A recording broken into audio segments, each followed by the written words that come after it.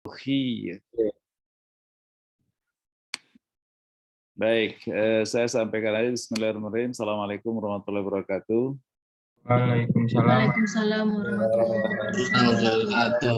Saudara-saudara kalian, hari ini agak sedikit kita missing informasi bahwa saudara mestinya report, tapi Bu In tidak sempat, lagi sibuk ngurusin akreditasi prodi, hingga sempat mengkomunikasikan pada saudara. Jadi saya siapkan tadi beberapa PPT saya. Pertama tentang teologi. Teologi itu kan Theo itu Tuhan, logi itu logos dari ilmu, jadi ilmu tentang ketuhanan. Tapi kemudian dipakai untuk menjelaskan tentang pemikiran-pemikiran yang berkaitan dengan Tuhan, kehidupan eskatologis manusia, dan hubungan Tuhan dan manusia.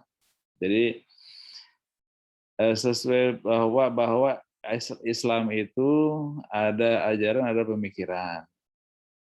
Pemikiran itu adalah produk pemikiran manusia. Ajaran itu adalah yang disampaikan dalam Wahyu, Al-Quran, dan juga As-Sunnah. Gitu kan?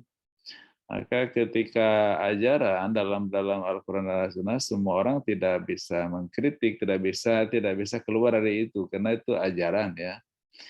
Karena itu adalah wahyu, bahwa wahyu tidak bisa kita kritik, sunnah tidak bisa kita kritik dalam pengertian kontennya ya, karena ya sunnah sudah selesai, otoritasnya ada hanya pada Nabi, sedang kepada Rasulullah SAW, sedangkan Al-Quran otoritasnya hanya pada Allah. Dan Allah bukan berarti memang sudah tidak ada, Allah tuh ada. Wahyu-wahyu pesan-pesan yang ingin Allah sampaikan mungkin juga masih ada, cuman tidak ada orang yang menjadi mediator untuk disampaikan pesan kepada kita, gitu kan. Kalau pada zaman Nabi ya Rasulullah, ya ada Rasul yang sebagai mediatornya.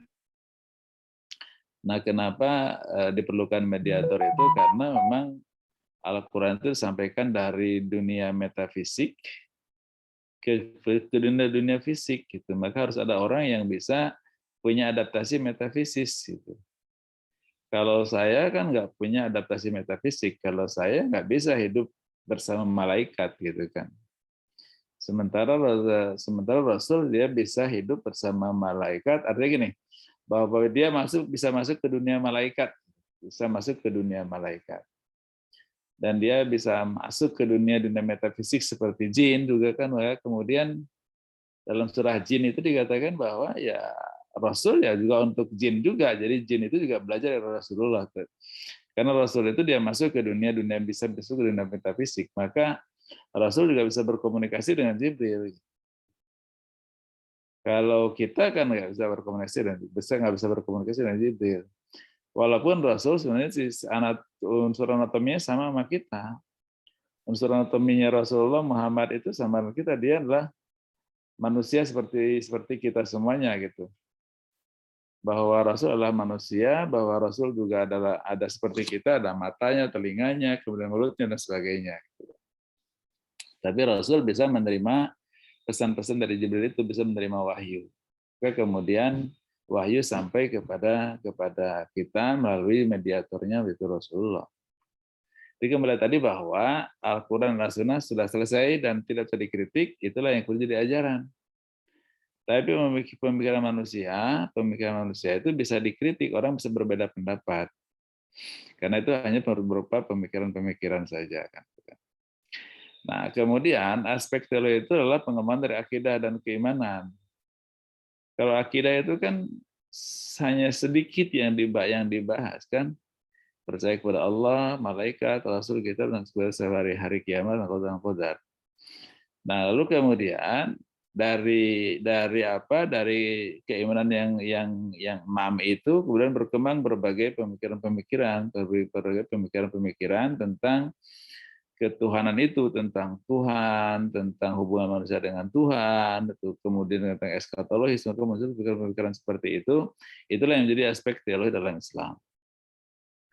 Jadi sekali lagi bahwa pemikiran itu adalah produk pemikiran manusia atau para ulama yang bisa dikritik, yang oleh orang boleh berbeda pendapat. Baik, yang kedua, PPT yang kedua. awal munculnya diskursus tentang teologi. Itu diawali dengan perang Siffin tahun 657 Masehi ya. Jadi gini, ada yang dalam sejarah itu disebut dengan perang Siffin itu antara Ali dan Muawiyah. Muawiyah itu adalah gubernur di Damaskus sejak zaman Umar itu sebenarnya, lalu kemudian berkuasa semakin berkuasa pada zaman Utsman.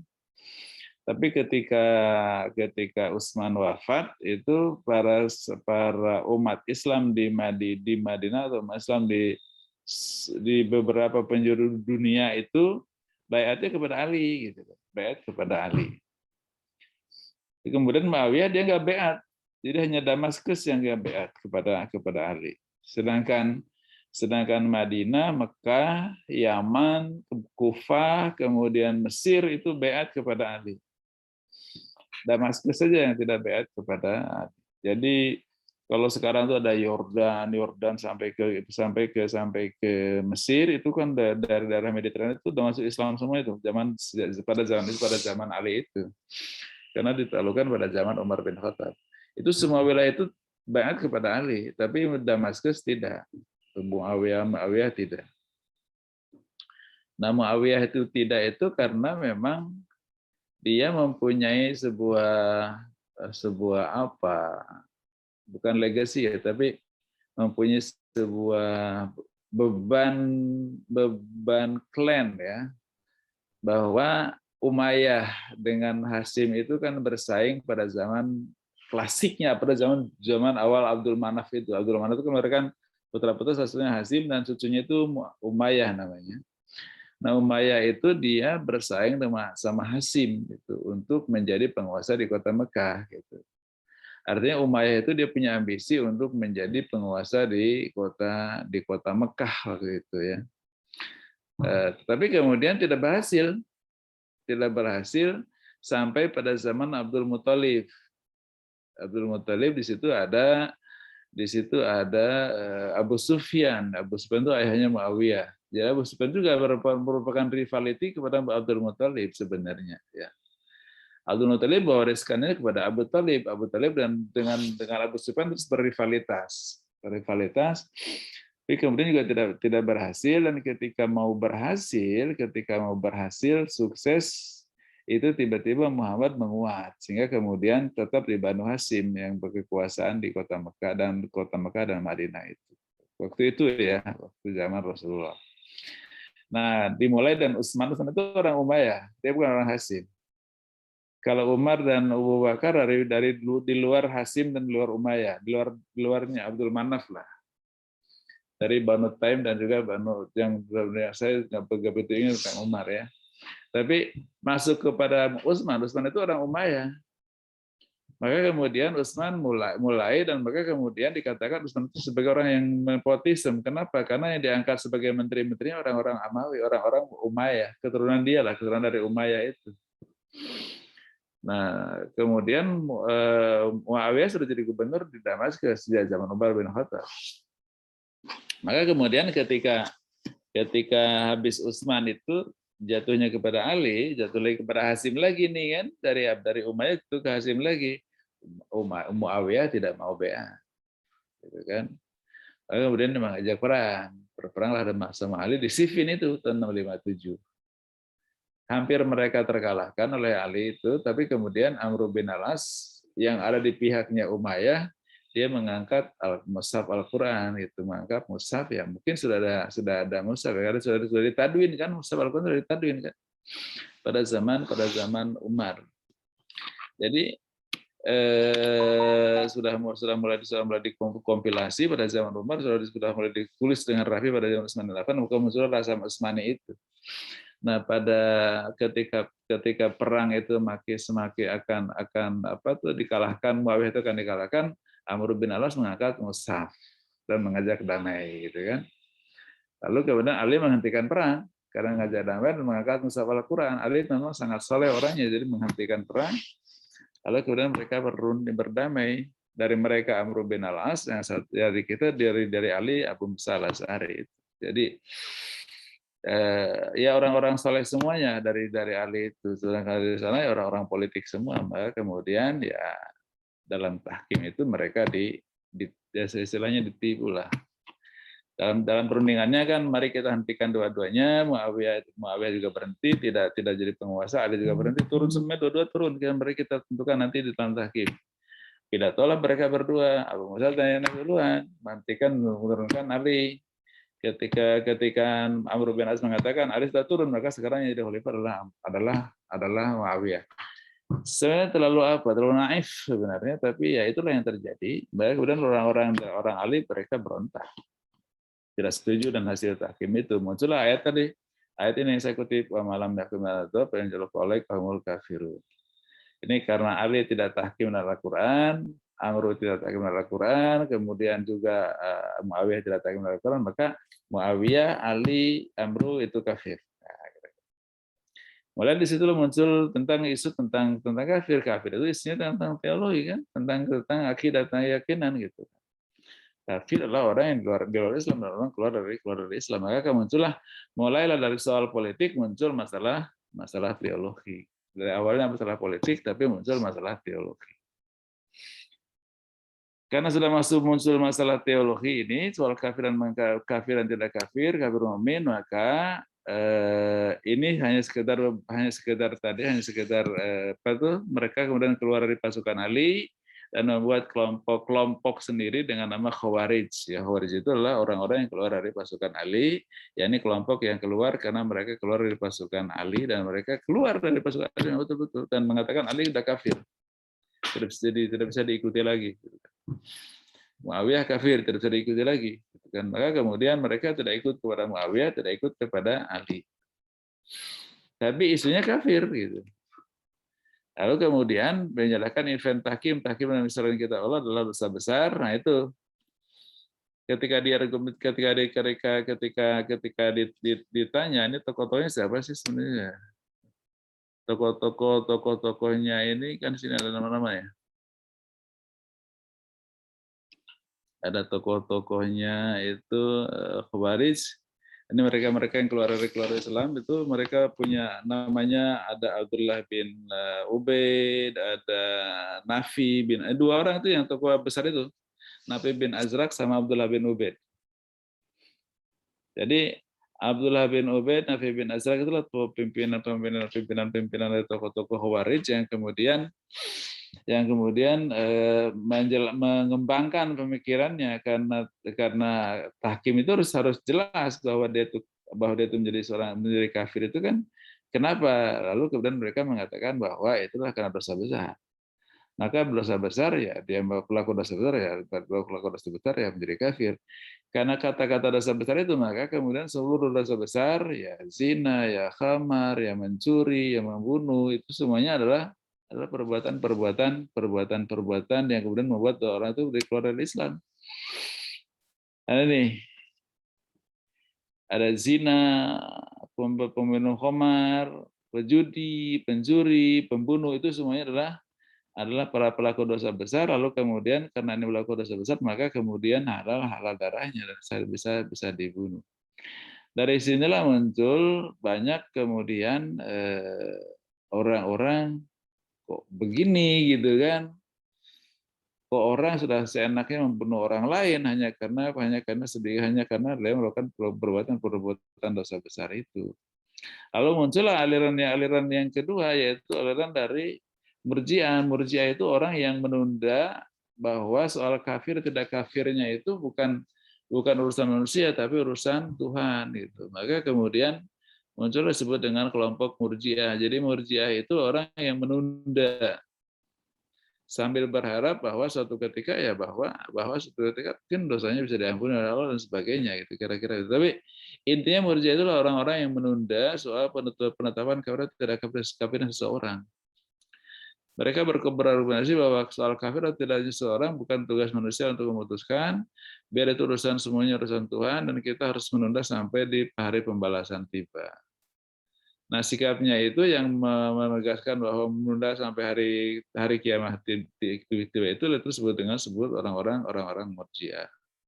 Nah, tokoh-tokohnya di sini ada Abu Hasan As-Salihi, Yunus An-Namiri sebenarnya, tapi yang paling terkenal itu Ubaid Al-Mukattib ini.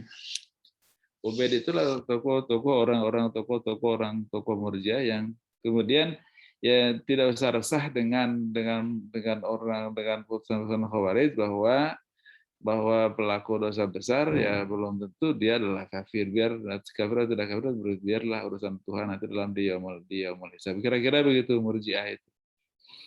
Jadi dari Khawarij yang awalnya isu politik lalu menjadi teologi itu dapat reaksi dari kelompok-kelompok Murji'ah ini yang mengatakan bahwa ya urusan kafir tidak kafirnya itu adalah urusan nanti di akhirat. Biar Tuhanlah dalam dia hisab nanti yang memutuskan. Lalu kemudian ada lagi yang bersamaan itu muncul di sini ada Qadariyah Jabariyah. Bersamaan dengan berkembangnya pemikiran tadi Khawarij dan Murji'ah juga ada pemikiran bahwa manusia itu punya kemampuan untuk memutuskan tentang dirinya. Nah, mungkin saya ingin sedikit menggambarkan kepada saudara bagaimana Qadariyah itu bisa muncul dalam dunia Islam. Bahwa Islam itu kan dia punya 3 perpustakaan besar ya, perpustakaan dari khazanah Yunani kuno ya, yaitu di Alexandria di Mesir, kemudian juga ada Jundis Safur, ada Antioquia di Mosul. Jadi kalau Jundis Safur itu di Isfahan di Iran. Nah, yang kelihatannya yang banyak diakses oleh umat Islam waktu itu yaitu referensi-referensi yang ada di Antioquia itu. Ya, di Antioquia itu kan di Mosul itu di utara Madinah, jadi dari jalur antara Madinah sama Syria. Nah, di Antioquia itu tuh bisa banyak diakses oleh oleh umat Islam. Nah, salah satunya adalah orang-orang dari Qadariyah ini. Jadi Ma'bad al-Juhani ini, kemudian juga Gailan ini kan banyak membaca buku di situ. Banyak buku-buku dari Yunani yang memang banyak berpikir rasional, sehingga dia katakan bahwa sebenarnya manusia ini dia bisa menentukan dirinya gitu. Dia mau sukses atau tidak sukses, mau kaya atau miskin, kemudian mau sehat atau sakit tergantung mereka sendiri gitu kan. Nah, ini kan sangat berpikir mereka sangat modern, sangat modern. Dan itu disebut dengan orang-orang antroposentris. Jadi manusia itu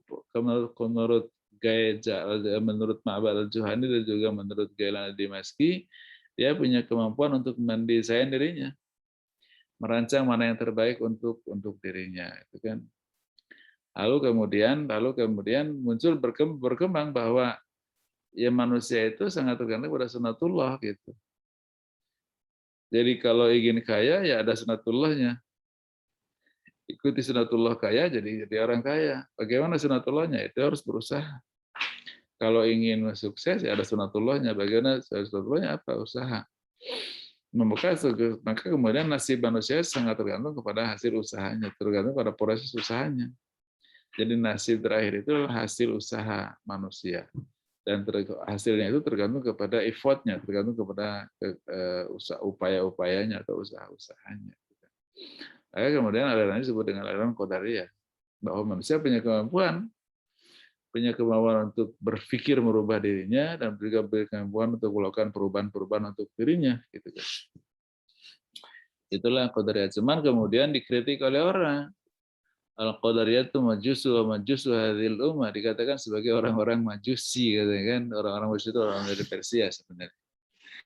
Orang Arab mengkritik orang Arab yang memang berpikir sangat antroposentris ini.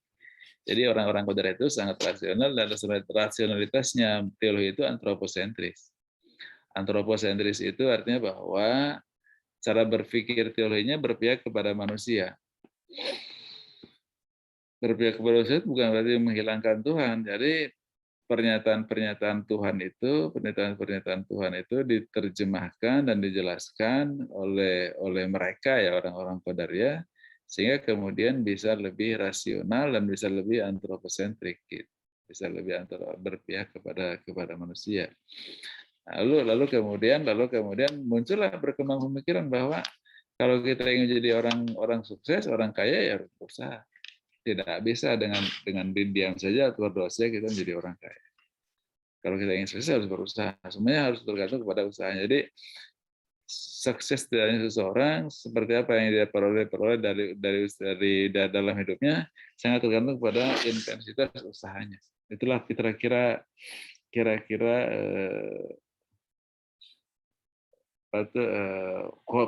qadariyah. Akan tapi Jaham bin Safwan menyatakan bahwa baik buruknya manusia, kaya miskin manusia, istilahnya Tuhan yang memiliki kekuasaan. Tuhan itu kan berkuasa. Innallaha ala kulli syai'in qadir, bahwa Tuhan itu sangat berkuasa untuk segala sesuatu, termasuk membuat orang lain itu, membuat manusia itu menjadi kaya atau menjadi miskin tergantung pada kekuasaan mutlak Tuhan, gitu kan. Kata Jaham bin Safwan, ya, karena dia berpikir lah kenapa manusia bisa menentukan untuk dirinya. Manusia bukan apa-apa, yang punya kekuasaan adalah Tuhan, gitu, kata Jaham bin Safwan. Maka kemudian dia berprinsip bahwa apapun yang terjadi pada manusia adalah sangat tergantung pada kehendak Tuhan. Kehendak Tuhanlah yang akan berlaku pada manusia. Seorang itu sukses atau tidak sukses, seorang itu kaya atau tidak kaya, seorang itu menjadi apa atau jadi apa, itu sangat tergantung kepada kekuasaan belaka Tuhan. Jadi kalau Tuhan menghendaki, apa akan terjadi. Tapi kalau Tuhan tidak menghendaki, tidak akan terjadi. Nah, dengan demikian, ini bahwa pemikiran Jabar itu tadi mengkritik pemikiran Qadariyah, mengkritik pemikiran dari Gailan ad-Dimashqi ini, dari Ma'bad al-Juhani. Jadi kata Jaham bin Safwan bahwa yang punya kekuasaan adalah Tuhan, bukan. Kemudian apa yang terjadi manusia adalah sangat tergantung kepada apa yang dikehendaki oleh Tuhan, karena Tuhan itu sangat maha kuasa untuk itu. Lalu kemudian dua basis pemikiran inilah yang kemudian menjadi dasar munculnya Mu'tazilah Asy'ariyah yang sekarang berkembang di dunia Islam. Itu ya dua ini, dan Mu'tazilah dan Asy'ariyah. Jadi Qadariyah itu masuk di aliran Mu'tazilah dan Jabariyah itu masuk di aliran Asy'ariyah. Tapi masuknya itu kan tidak mutlak. Ketika masuk kepada Mu'tazilah dengan Wasil bin Atas sebagai tokoh utamanya, maka muncul bahwa Tuhan itu sebagai dikatakan sebagai ahlu tauhid, dan kemudian teologi yang sangat yang memperkuat keadilan juga sangat memperkuat keadilan. Oke. Jadi dalam Mabadiul Khamsahnya dari Mu'tazilah itu bahwa ada keesaan Tuhan itu Maha Esa, kemudian Tuhan itu Maha Adil. Nah, adil itu lalu kemudian apa sih maksud dengan adil, kata orang-orang, kata Wasil bin Atha. Nah, itu ketika seseorang itu dia berusaha, ya pasti ada hasil usahanya, gitu kan. Hasil usahanya.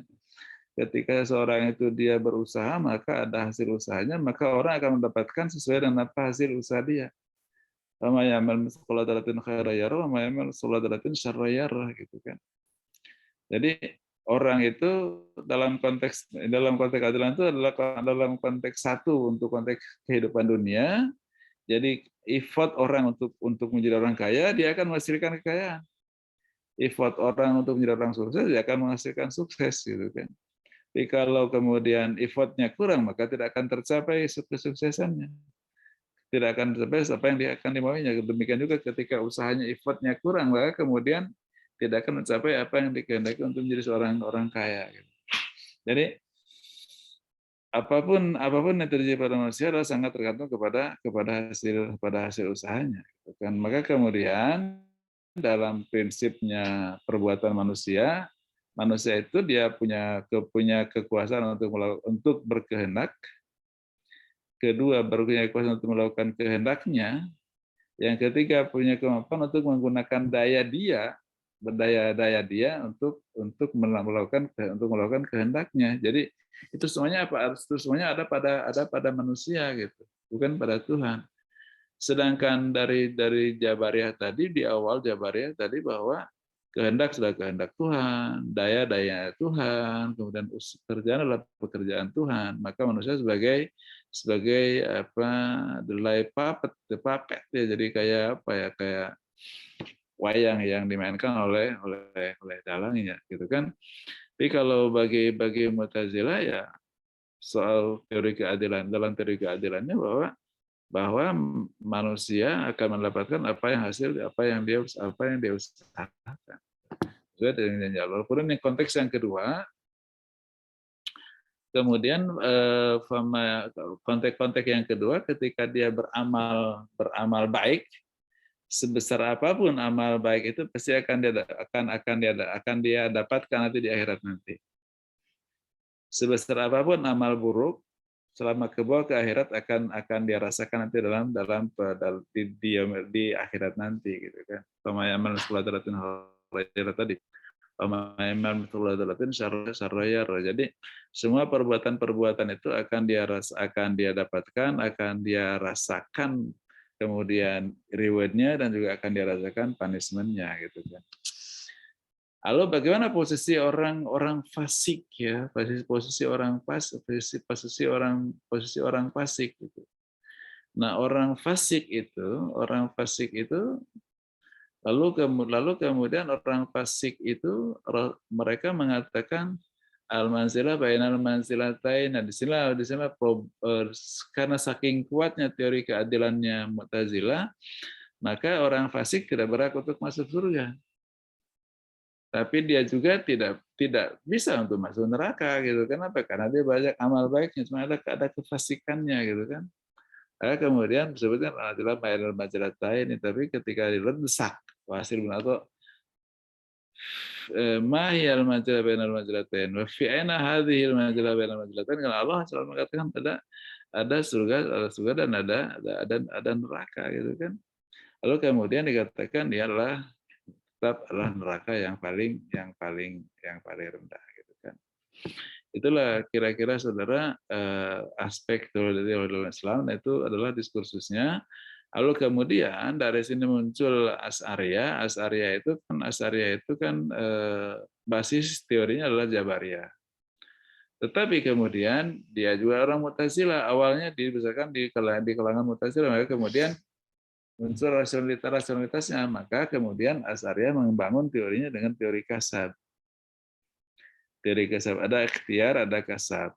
Nah, kasab itu adalah perolehan. Jadi gini, orang bisa berusaha, ada ikhtiarnya. Tetapi ikhtiar itu kemudian belum tentu juga dia mendapatkan apa yang dia inginkan secara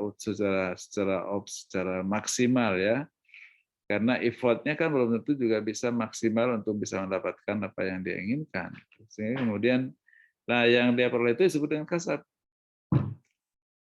Maka kasban itu dalam bahasa Arab itu kan diartikan sebagai perolehan, bukan usaha ya. Kalau kita seringkali menggunakan kata-kata itu untuk usaha. Tapi kemudian kasban itu sebenarnya dalam bahasa Arab itu adalah perolehan. Jadi orang itu berusaha, hasil usaha itu sampai di mana, itulah yang disebut dengan kasab. Jadi tidak 100% mengadop teorinya Jabariyah, ya, tapi juga tidak 100% mengadop teorinya Mu'tazilah. Jadi itulah Asy'ariyah. Jadi antara Jabariyah atau Mu'tazilah, di mana kalau dikatakan Jabariyah tidak, karena ada ikhtiar, ada usaha gitu kan. Tapi tidak juga bisa katakan sebagai kelompoknya Wasil atau kelompoknya orang-orang rasional. Kenapa? Karena tidak semua usaha yang dilakukan oleh seorang itu bisa mendapatkan apa yang dia inginkan 100%, precisely 100%. Nah, kemudian disebut dengan kasab itu adalah perolehan maksimal yang bisa dia dapatkan dari usahanya itu. Itulah kira-kira. Dengan demikian maka kemudian unsur kekuasaan Tuhan masih ada pada kasab itu. Tapi unsur usaha manusia juga ada dalam kasab itu. Jadi teori kasab itu teori yang bisa menjelaskan ya antara Jabariyah, Qadariyah dan antara atau Jabariyah dengan Mu'tazilah. Dan oleh sebab itu maka kemudian pada umumnya bahwa orang-orang Muslim Indonesia itu menggunakan sistem kepada teologinya teologi Asy'ariyah yang dipakai oleh banyak Muslim Indonesia. Nah, sehingga kemudian mereka merasa nyaman karena dalam Asy'ariyah tidak menjadi Jabariyah 100%. Dan dalam Asy'ariyah tidak menjadi Mu'tazilah 100%. Jadi bainahuma antara Jabariyah dengan Mu'tazilah. Itu mungkin beberapa hal yang bisa saya antarkan ya. Ini ada tambahan, In? Saya tutup dulu ya. Kira-kira itu Saudara tentang aspek teologi ya. Jadi teologi Islam itu adalah diskursus tentang pemikiran tentang teologi, tentang Tuhan, tentang manusia, hubungan Tuhan dengan manusia. Dan ternyata ketika masuk dalam teologi itu dimulai dari aspek politik yaitu Khawarij, lalu kemudian bergabung menjadi pemikiran teologi dan sampai sekarang orang memakai pemikiran teologi. Sampai sekarang ya orang pakai itu adalah bukan sistem akidahnya yang belajar, tapi adalah pemikiran teologinya yang banyak kita pakai atau kita refer ketika kita berbuat sesuatu. Silakan kalau ini ada ditambahkan atau kita langsung diskusi. Langsung diskusi mungkin, Prof. Teman-teman ada yang bertanya?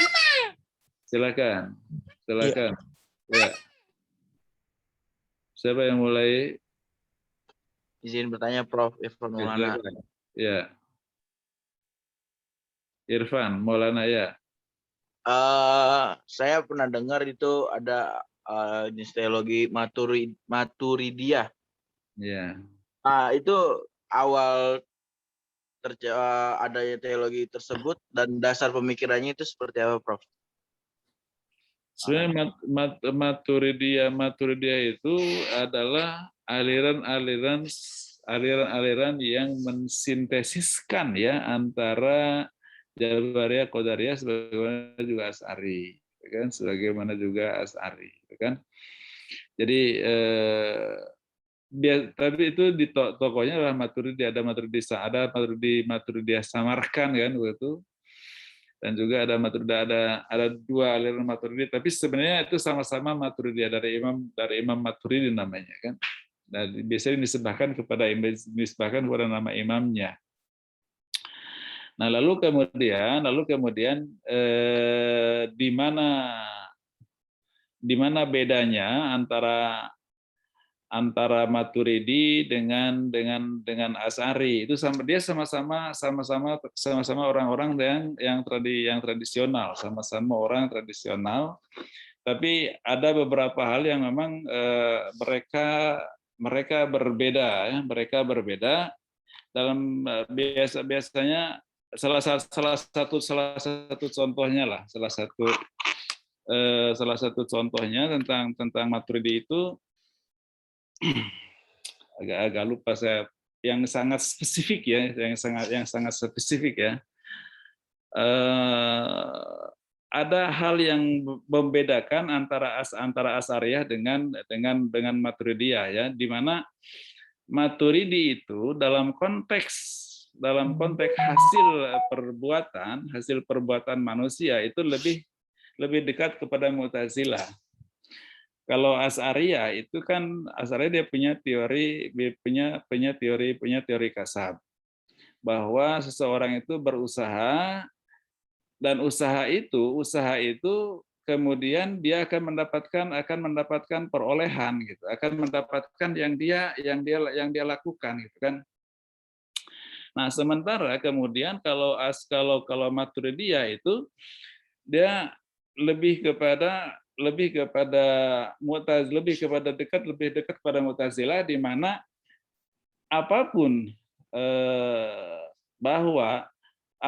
bahwa hasil usaha itu sangat tergantung kepada keadilan Tuhan. Jadi gini, Tuhan itu maha adil. Tuhan itu tidak akan kemudian menyalahi janjinya.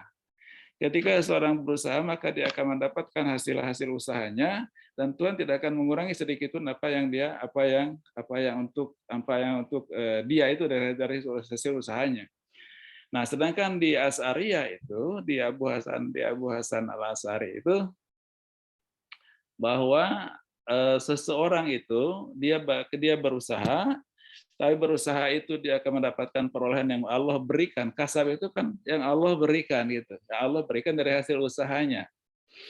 Nah, sedangkan kalau dari dalam Mu'tazilah, hasil usahanya itu yang didapatkan oleh usaha manusia. Effortnya mencapai di situ, itulah hasil dia. Nah, sedangkan kemudian dari Asy'ariyah itu yang al-kasban itu kan perolehan sebetulnya. Yang Allah berikan kepada dia dari hasil usahanya gitu. Jadi masih ada unsur kekuasaan Tuhan gitu kan. Masih ada unsur kekuasaan Tuhan. Tapi di sini dalam konteks ini seseorang bisa mendapatkan lebih dari hasil usahanya. Di situ ingin dibuka oleh Asy'ari sebenarnya, bahwa seseorang bisa mendapatkan lebih sedikit dari hasil usahanya daripada ukuran effortnya itu. Nah, itulah kira-kira bahwa Asy'ariyah itu dia masih melihat ada unsur kekuasaan Tuhan pada kasab ya. Sedangkan Maturidi dia dalam konteks ini lebih dekat kepada Mu'tazilah, maka lebih dekat kepada teori keadilan Tuhan. Itu menurut yang saya pernah baca ya ketika saya belajar tentang teologi. Ini ada tambahan? Atau Ya, itu Prof. ada Maturidi kan ya. Oke. Ini ada tambahan? Prof. Ya. Silakan, ada yang lain. Izin bertanya, Prof. Ya, silakan. Bagaimana sih pandangan antara aliran Jabariyah dan Qadariyah mengenai perbuatan manusia, Prof?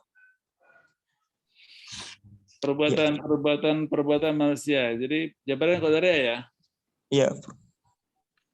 Jadi gini, kalau Jabariyah itu manusia itu adalah the human puppet ya. Jadi dia adalah seperti puppet, seperti wayang. Jadi gini, Anda contoh yang paling simpel aja, kalau kita pakai Jabariyah ya, bahwa hari ini Anda sedang kuliah dengan saya. Anda kuliah dengan saya, itu irodah yang Anda pakai hari ini untuk kuliah itu irodah punya siapa? Kalau Anda berpikir Anda punya Anda. Kata Jabariyah itu irodah punya Tuhan gitu. Irodah punya Tuhan yang diberikan kepada kita hari ini sehingga Anda kuliah dengan saya gitu kan. Kemudian ketika irodah itu punya Tuhan, maka kemudian sekarang kalau irodah itu punya Tuhan, maka daya yang kita pakai itu daya siapa? Itu kata Jabariyah itu daya Tuhan gitu kan. Artinya tenaga yang Anda pakai hari ini tenaga siapa? Tenaga Tuhan yang Allah berikan kepada kita. Gitu kan. Allah berikan kepada kita. Lalu kemudian hasilnya Anda mendapatkan blood banyak gitu kan. Itu hasilnya itu punya siapa? Itu sebenarnya punya Tuhan yang diberikan kepada Anda. Itu kira-kira di orang Jabariyah itu berpikirnya seperti itu gitu. Maka sebetulnya Jabariyah. Jadi Jabariyah itu Allah itu mujbir dan manusia itu majbur. Jadi manusia itu yang dipaksa oleh Tuhan dengan Tuhan punya kehendak kepada kita gitu kan. Tuhan punya kehendak kepada kita. Nah, sedangkan kalau Qadariyah itu yang punya kekuasaan itu manusia gitu kan. Manusia itu punya kekuasaan, dia punya irodah, manusia itu punya kekuasaan dia untuk melaksanakan kemauannya, untuk memanfaatkan daya yang kita punya untuk melaksanakan kegiatan yang kita mau, dan hasilnya adalah hasil kita. Itulah jadi teori keadilan Tuhan. Hasilnya punya kita. Jadi kita sekarang nanti di akhir itu dapat surga atau tidak dapat surga itu karena hasil usaha kita. Gitu. Kalau Jabariyah surga atau tidak surga itu karena tergantung kepada kekuasaan mutlak Tuhan. Tuhan itu sangat berkuasa mutlak gitu. Jadi Tuhan itu maha berkuasa mutlak. Sangat kontras dan sangat benar memahaminya kalau soal ini, bahwa orang Jabariyah ya berpikir bahwa manusia itu semuanya terpaksa untuk melaksanakan kehendak Tuhan. Qadariyah, manusia itu punya kekuasaan untuk melakukan kehendaknya sendiri. Dayanya sendiri, hasilnya untuk dia sendiri. Itu kira-kira ya. Tadi saya mau tanya. Akhyar ya. Iya. Nah, kira-kira itu akhyar ya. Jadi Jabariyah sama Qadariyah itu sangat jelas sekali bedanya, dan itu sangat kontras. Jabariyah itu ya semuanya dari Tuhan. Biasanya kalau ketika orang Jabariyah itu, yang berpikir Jabariyah itu biasanya memang sangat banyak doanya supaya Allah memberikan kemauannya kepada kita yang terbaik untuk kita gitu kira. Orang-orang Mu'tazilah kan ujung-ujungnya ngapain doa kita, usaha yang paling penting gitu kan. Nah, contoh gini yang paling kontras ya. Yang paling kontras ini kalau ini perilaku kita. Yang sangat mudah saya contohkan. Sekarang ini. Kalau orang Jabariyah itu di usia kehamilan istri 7 bulan itu dia berdoa kepada Allah supaya anaknya lahir selamat kan. Kalau orang Mu'tazilah datang ke rumah sakit pakai USG kan, ultrasonografi. Seperti apa posisi bayi saya di rahim saya, seperti apa dok, gitu kan. Dilihat di fotonya kan, oh ini aman gitu, lahiran bisa lahir dengan normal dan sebagainya, tidak ada risiko apa itu kan. Nah itu ketika sampai kita percaya kepada logika kita, kemudian kepada alat teknologi kita, dan di situ tidak ada Tuhan di situ, Tuhan tidak usah kita libatkan untuk soal itu namanya cara berpikir rasional Mu'tazilah. Dan kita sudah banyak berada di situ gitu kan. Nah, sedangkan Jabariyah itu setiap fasenya dia harus berdoa supaya memberikan yang terbaik untuk dirinya gitu kan. Kenapa? Karena Tuhan akan melakukan kehendaknya untuk kita gitu. Karena Tuhan berkuasa mutlak untuk kita. Itu kira-kira akhir ya. Iya, Prof. Terima kasih banyak, Prof. Ya. Ada lagi pertanyaan?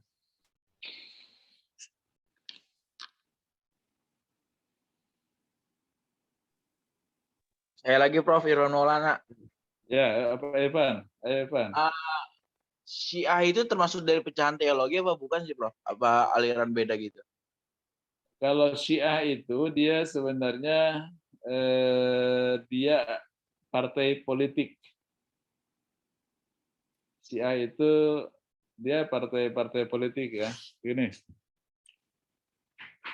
Jadi Syiah itu sebenarnya awalnya kan partai politik. Ketika di Ali dari perang Siffin itu, yang Khawarij keluar, yang Syiah dia mendukung Ali gitu. Awalnya di situ. Awalnya betul di situ. Itu Syiah Alawi yang awal-awal ya. Tapi kemudian muncul berkembang dalam ajaran teologi bahwa Syiah itu sebagai sebuah ajaran teologi yang kemudian semuanya ke Ahlul Bait. Dan orang yang paling berhak untuk menjadi khalifah awalnya itu memang Ali bin Abi Thalib. Kenapa? Karena Ali bin Abi Thalib adalah Ahlul Baitnya Ahlul Baitnya Rasulullah. Kan Rasulullah itu ketika di Madinah dia adalah sebagai rasul dan pada saat yang sama dia adalah presiden. Dia kepala negaranya Madinah dan kepala negaranya Madinah. Tapi kemudian sebagai rasul itu tidak tergantikan. Tidak ada penggantinya karena yang berhak untuk mengganti rasul itu kan hanya Allah menunjuk siapa. Tapi sebagai kepala negara itu bisa digantikan. Maka itulah Abu Bakar dan Umar sebagai khalifah. Maka muncullah istilah khalifatul Rasulullah, yaitu pengganti Rasul, yaitu Abu Bakar. Umar itu khalifati Rasulullah.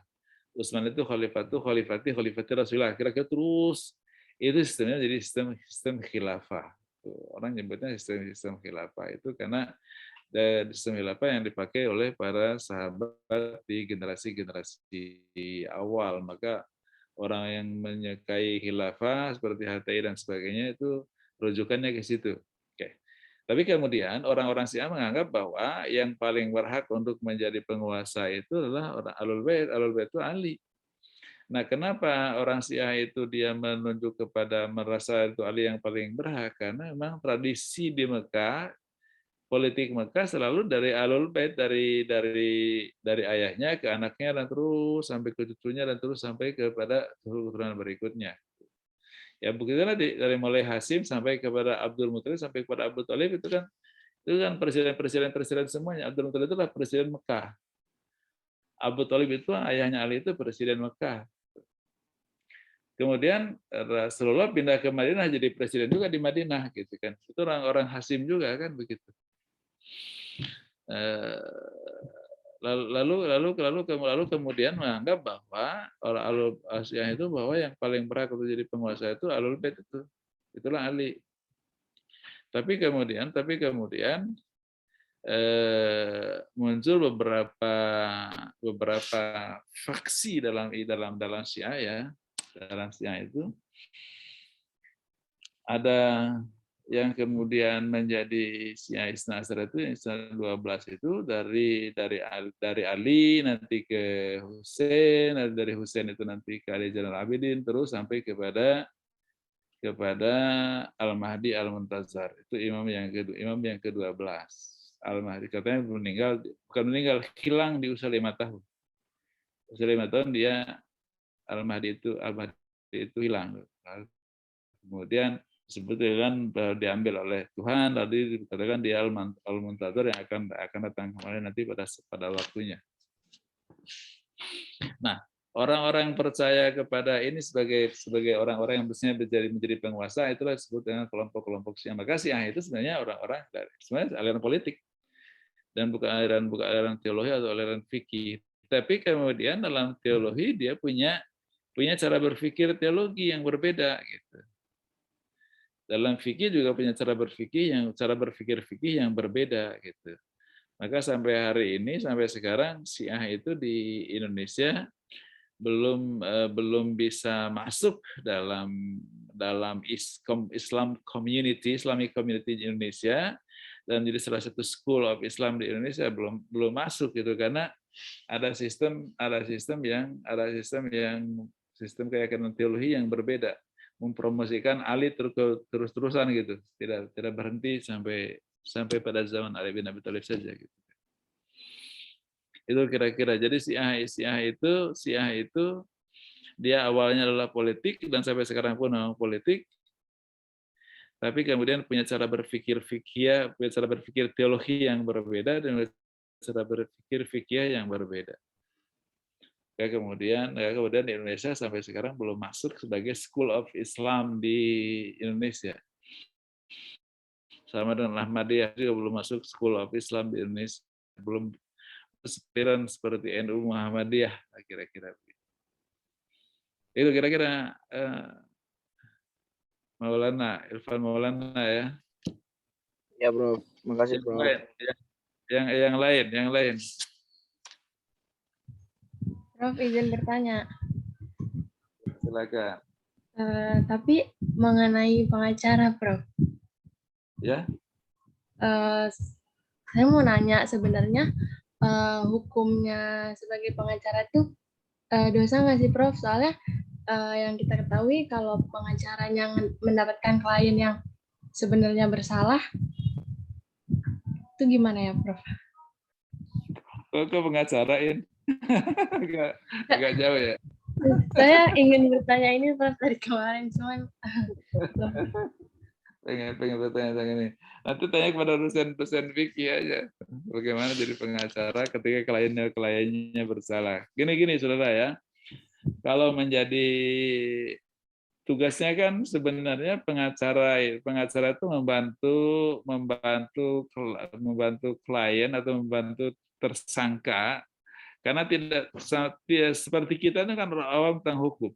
Saya juga awam tentang hukum. Maka saya kalau tersangkut urusan hukum pasti akan mengangkat pengacara untuk membantu saya kan itu supaya hak-hak saya juga tidak kemudian terabaikan atau tidak terganggu gitu kan. Kemudian ada pengacara yang akan menjelaskan gitu kan.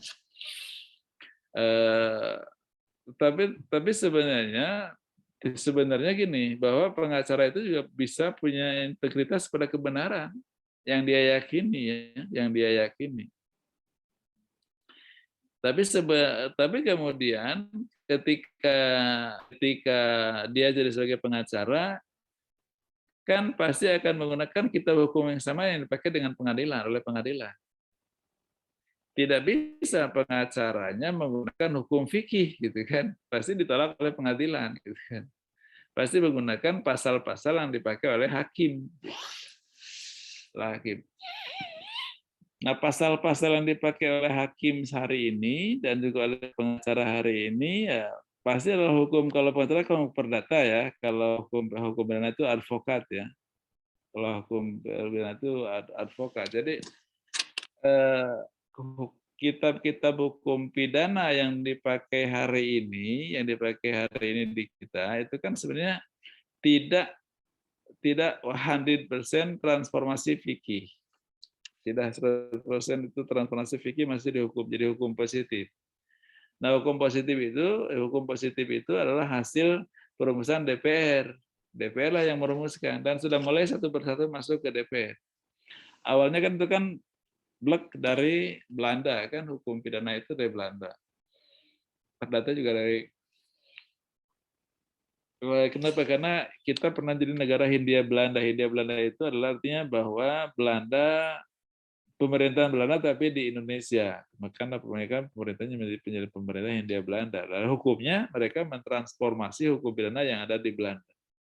Hukum pidana yang ada di Belanda. Tapi sekarang sudah mulai pelan-pelan hukumnya dipakai hukum yang kita. Bahwa kita undang-undang hukum pidana, KUHP itu sudah dipakai dan itu hasil DPR kita. Demikian juga hukum acara pidana, KUHP-nya juga hasil anggota DPR kita. Dalam DPR itu ada orang muslimnya, pasti mereka juga akan memasukkan ide-ide agamanya kepada kita undang-undang itu. Nah, lalu maka kemudian kalau bicara tentang hukum Islam dalam undang-undang kita, dalam hukum positif kita, yaitu hukum positif dan itu memang hasil dari DPR, maka kemudian itu adalah fikih tatbikinya bidang kejahatan kriminalitas yang pidana ya. Fikih tatbikinya bidang muamalah atau keperdataan, itu silakan dipakai. Tapi lihat dulu kalau ada yang tidak sesuai dengan ayat Al-Quran, mari direvisi dan diperbaiki gitu. Dan sampaikanlah kepada DPR supaya DPR melakukan perbaikan pasal-pasalnya. Itu kira-kira seluruh. Lalu kemudian ketika dia pengacara itu menurut common sense kita, dia kan salah, gitu kan? Kenapa Anda bela, gitu kan? Nah, orang itu kan belum tentu dia katakan salah atau karena setiap orang itu ketika masuk pengadilan harus menggunakan ajas presumption of innocence. Presumptions of innocence. Semua orang masuk pengadilan tanpa dosa, tanpa kesalahan. Salah atau tidak salahnya tergantung nanti putusan hakim gitu. Putusan hakim mengatakan salah ketika sudah ada data-data bahwa dia salah gitu kan. Tapi kalau nggak ada data dia salah nggak akan diputuskan salah. Nah, pengacara itu adalah mencoba membantu si kliennya untuk mengatakan bahwa ini sebenarnya tidak kesalahan dia, bahwa ini adalah terus berusaha sedemikian rupa untuk supaya membantu klien-kliennya itu.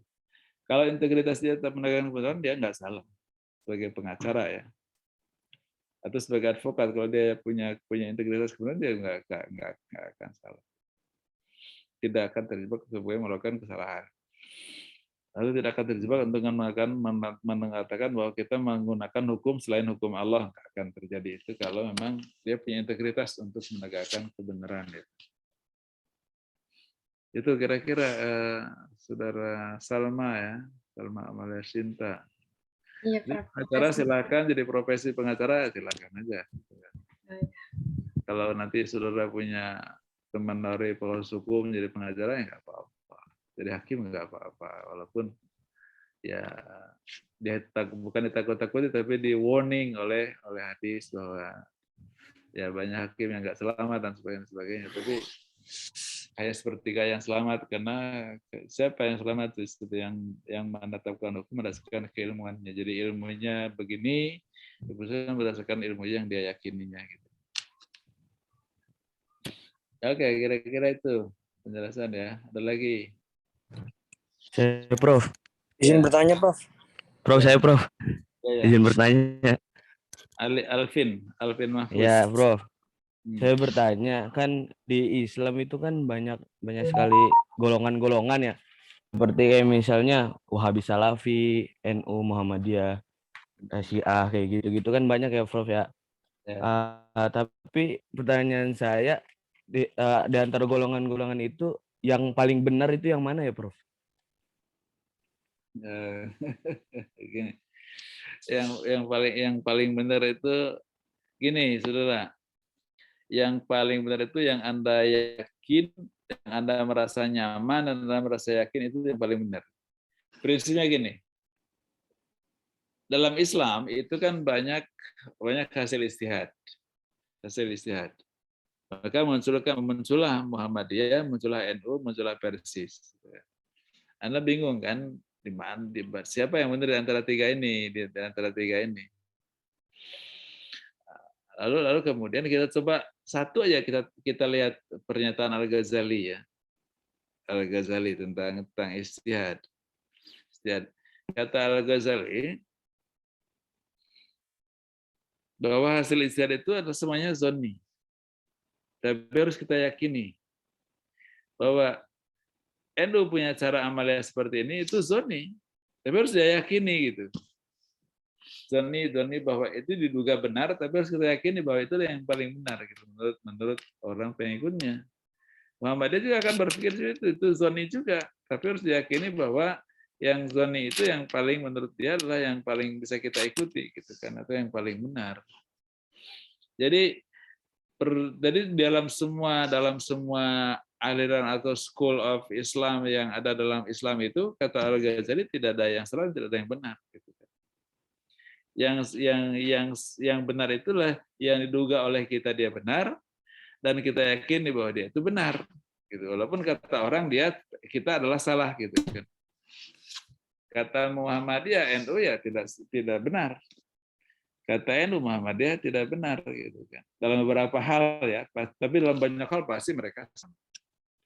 Karena dalam kata Gus Dur yang bagus tuh, jangan membeda-bedakan yang sudah sama dan jangan sama-samakan yang beda. Gitu kan. Yang beda biarkan berbeda, gitu kan. Tapi yang sama kita akui bersama bahwa itu adalah sama. Jadi antara school of Islam yang ada itu kan banyak yang samanya, gitu. Banyak samanya. Nah sekarang kata Al-Ghazali, kalau kita ingin mengambil salah satu, ambil salah satu, dan kita harus mengambil salah satu. Dan kita harus yakin betul mana yang kita ambil itu adalah yang paling benar. Nah, kalau saudara belum bisa memutuskan bahwa ini benar atau benar, tapi merasa yang paling nyaman tuh yang mana? Pakai aja. Karena tidak ada yang benar dan tidak ada yang salah. Dalam konteks itu menurut Al-Ghazali ya, semuanya benar, semuanya salah. Semuanya punya peluang benar, semuanya punya peluang salah. Tapi yang harus kita amalkan adalah yang kita yakini itu benar dan yang kita yakini bahwa ini yang bisa kita pakai. Itu kira-kira saudara Alvin ya, Alvin Mahfuz Fauzi. Itu dalam konteks amaliyah syariahnya begitu. Dalam Islam itu begitu. Kecuali antara Islam dan Kristen pasti beda karena beda sistem teologinya. Islam dan Hindu pasti beda karena beda sistem teologinya. Tapi kalau dalam Islam semuanya itu kan semuanya sistem teologinya sama, cuma syariahnya beda-beda. Nah, perbedaan itu kemudian semuanya zonni. Zonni itu semua punya peluang benar dan semua punya peluang salah, kata Al-Ghazali. Tapi harus kita amalkan yang kita yakini bahwa itu yang benar dan yang kita yakini bahwa itu yang bisa kita amalkan. Harus kita yakini. Clear ya? Alvin, silakan ada lain.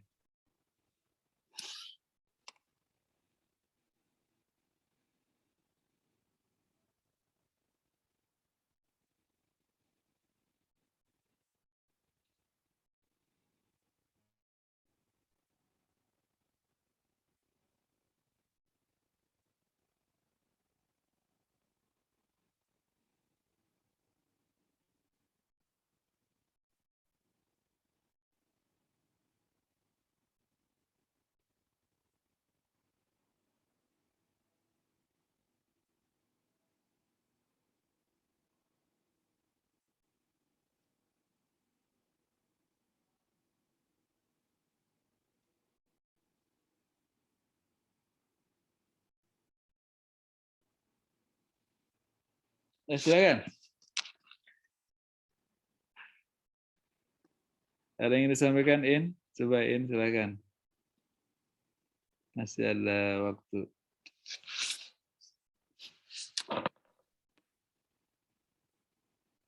Untuk minggu depan itu perkuliahannya aspek filsafat dalam Islam itu bentuknya perkuliahan dari dosen ya, Prof.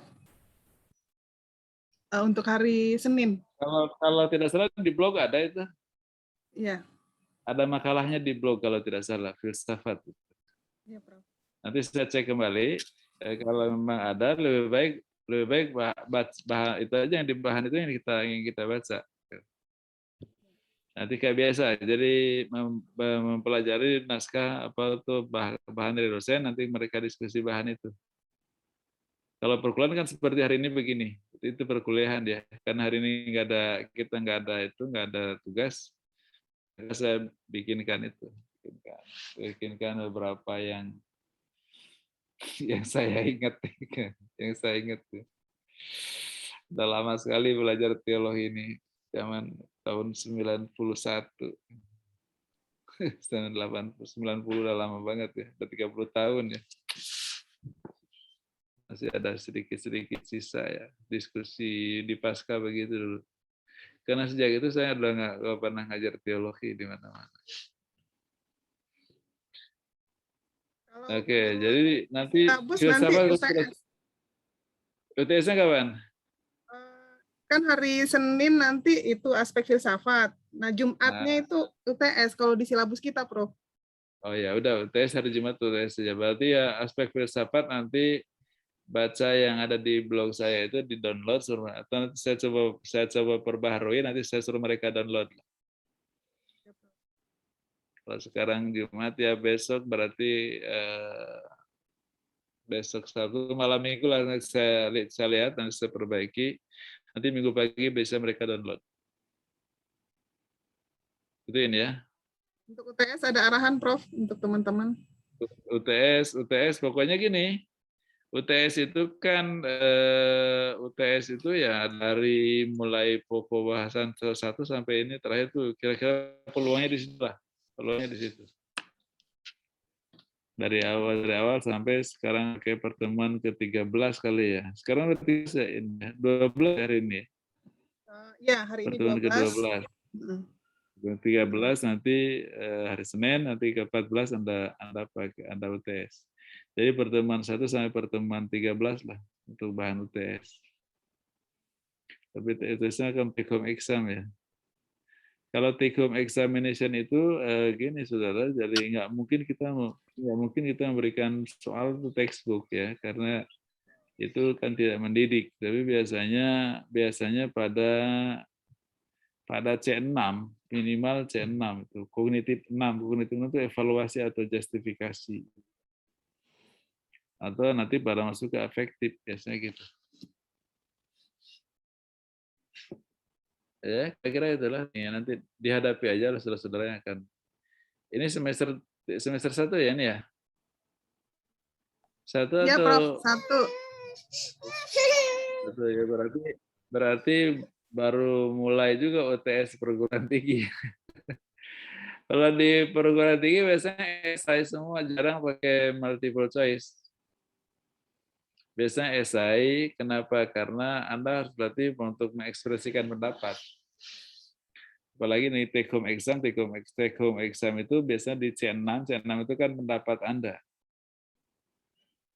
Pendapat, pengalaman, gimana perspektif Anda tentang bla bla bla dan seterusnya.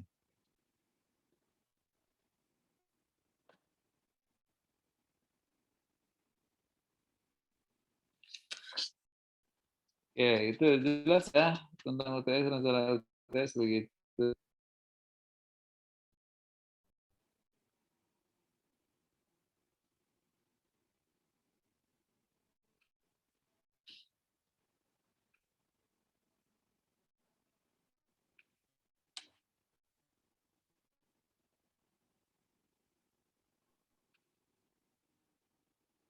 Silahkan kalau masih ada yang mau ditanyakan.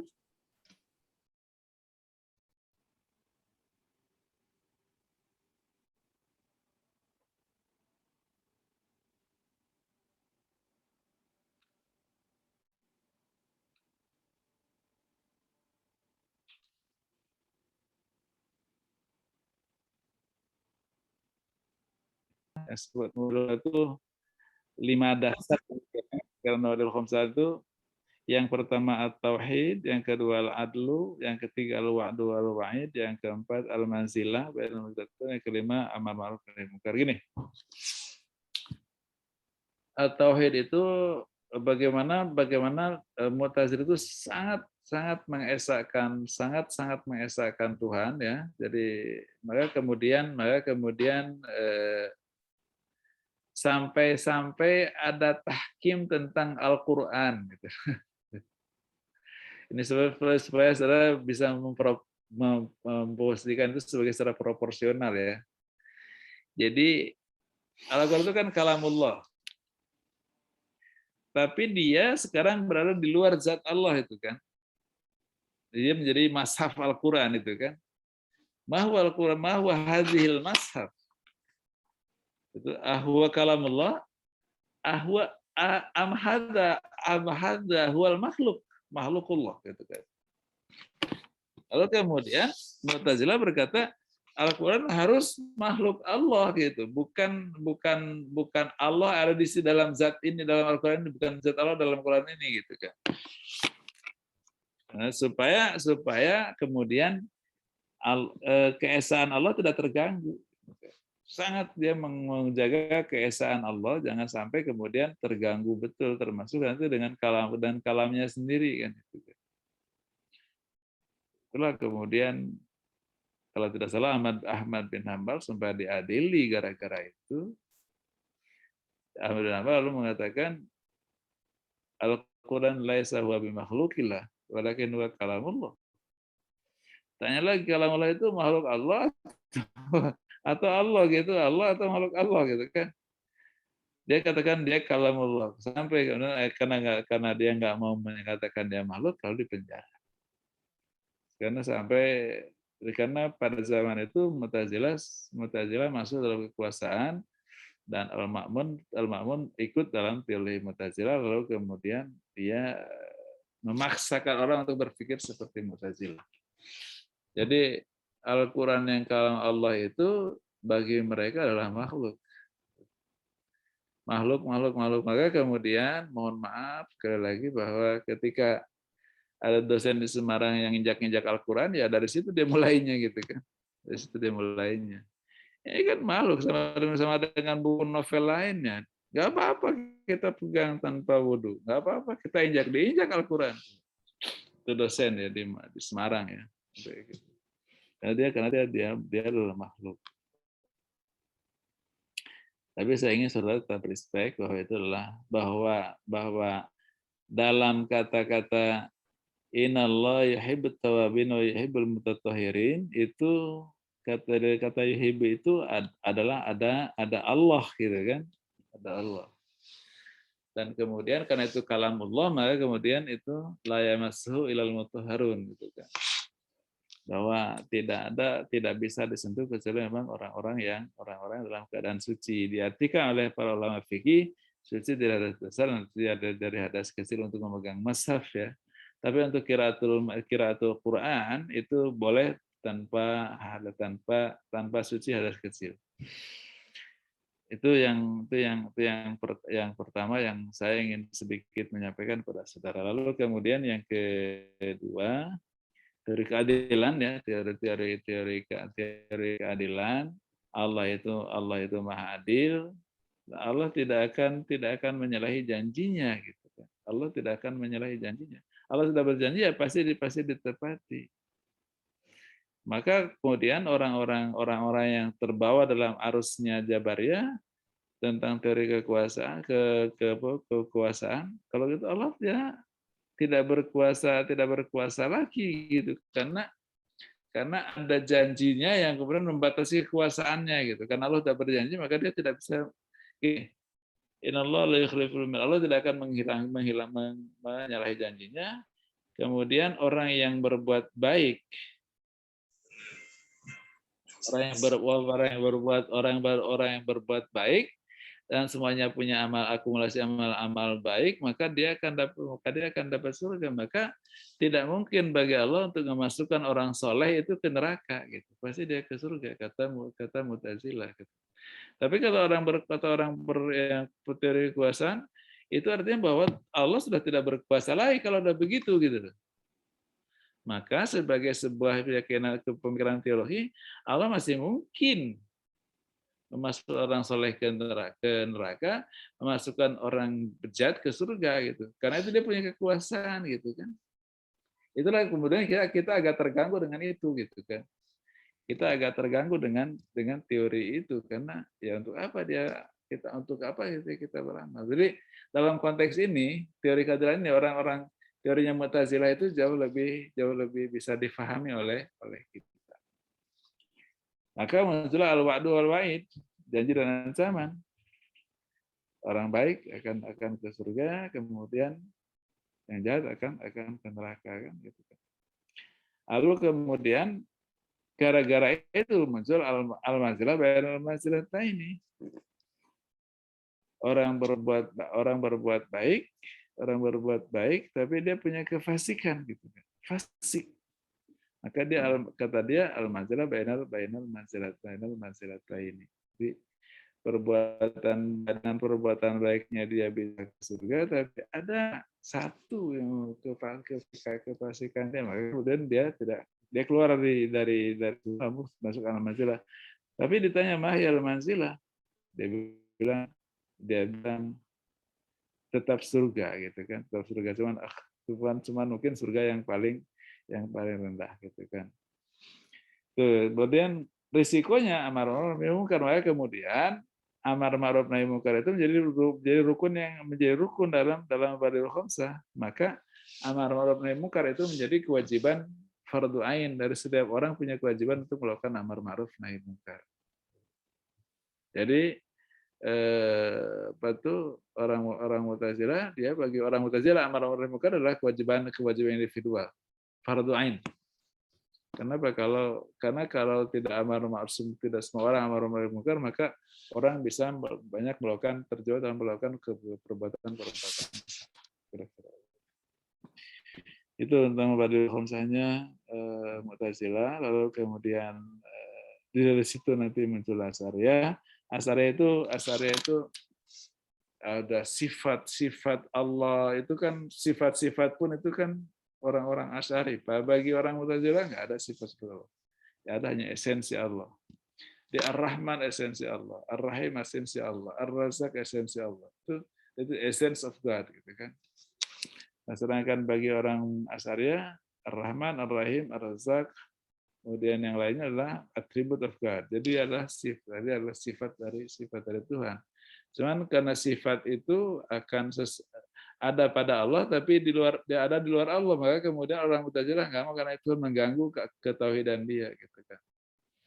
Maka esensi of God Ar-Rahman, esensi of God Ar-Rahim, dan seterusnya. Oke, ada pertanyaan lagi? Kalau tidak ya cukup hari ini. Ya. Iya, Prof.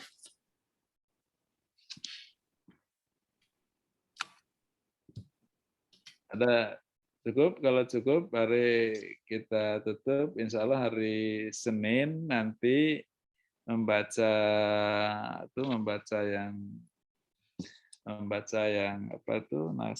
tulisan saya, tapi nanti dibacanya, downloadnya hari Minggu pagi lah kira-kira, sehingga saya coba akan lihat lagi besok karena besok itu saya ada ngajar di S3 ya, mungkin sore atau malam saya bisa lihat, nanti bisa saya upload lagi di blog, nanti setelah saya download Minggu pagi. Nanti bisa bahan kuliahnya dari situ aja. Jadi nanti diubah itu mungkin jadi tidak lagi kuliah dari dosen, tapi membaca atau mempelajari bahan yang disiapkan oleh dosen, kira-kira begitu. Biasanya itu saya gunakan kata-kata itu. Bahan yang disiapkan oleh dosen nanti dipelajari, lalu nanti didiskusikan. Oke, cukup.